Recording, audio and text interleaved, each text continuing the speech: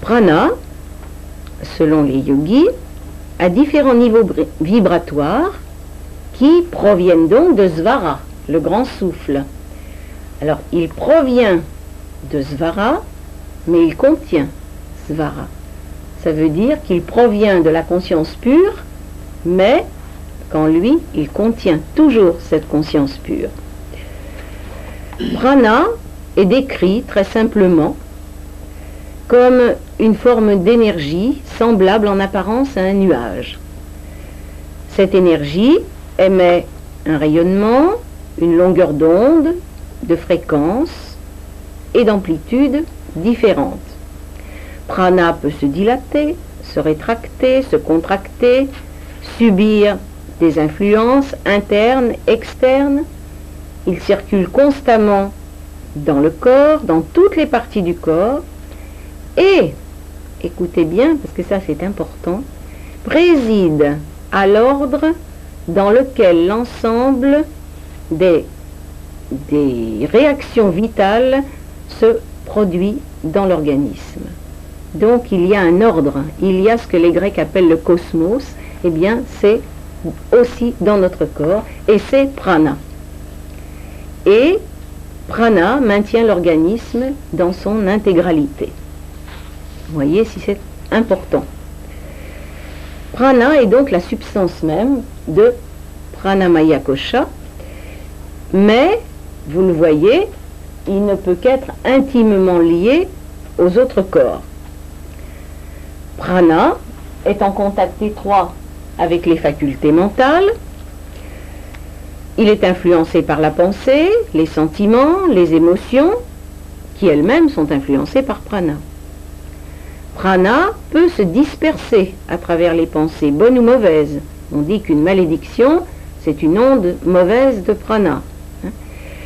Ou bien prana peut se dépenser dans des activités égoïstes. Mais aussi, il peut être utilisé dans des buts bienfaisants. Il possède le pouvoir de régénérer, de guérir. C'est le fluide des magnétiseurs. Et la grande découverte des yogis, c'est que prana obéit à la pensée. Donc, on peut le diriger où on veut.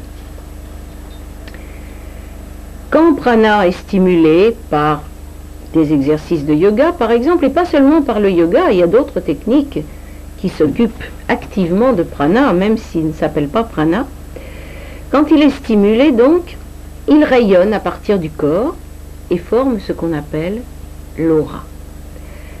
C'est une auréole, vous savez, l'aura, qui entoure le corps, que certaines personnes ont la faculté de voir comme ça à l'œil nu, mais qui a été mis en évidence il y a quelques dizaines d'années par un savant russe qui s'appelle Kirlian.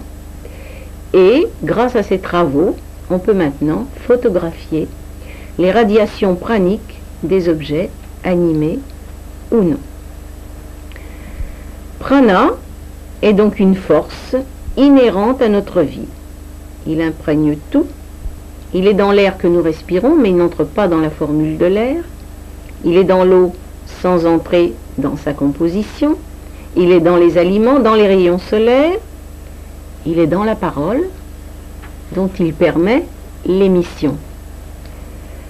Et pourtant, prana ne relève pas de la parole, parce que pour comprendre prana, il faut le sentir.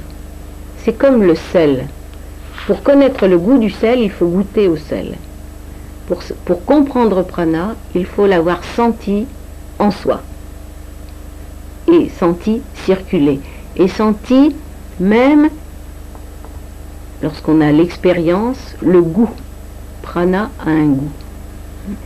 Et on le sent très nettement lorsque on se concentre sur lui. Prana est donc la force agissante de ce kosha, de ce corps de l'énergie.